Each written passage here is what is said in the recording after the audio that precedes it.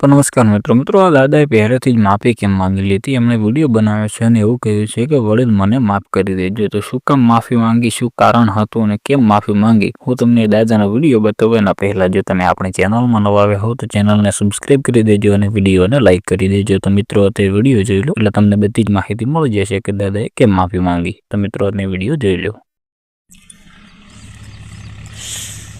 વડીલ માફ કરજો, પહેલી માફી માંગીને વાત જ કરવી છે એટલે પછી મારે માંગવી એ ન પડે ને। તમે માર્કેટમાં જો આપણે કહો છો ને માર્કેટમાં આવ્યા બરાબર છે, પણ માર્કેટમાં શું વસ્તુ જાય છે? માર્કેટમાં જે જાય હરાજ થાય, માર્કેટમાં જાય હરાજ થાય, હરાજ થાય એનો 100% ભાવ થાય અને ભાવ થાય ને એ વસ્તુ વેચાઈએ જાય। સમજવા શીખવું પડે કોક દાડો, સમજણ વગરની વાત છે ને બધી નકામી પડે છે। એક બેન ડૂબતો હતો તે ટવકા પાડતો હતો, બચા લ્યો બચા લ્યો બચા લ્યો।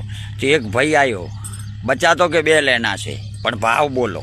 એ એમ સમજતો હતો કે છોકરો વેચે હરી, સમજીને વાત કરો તો મજા આવે।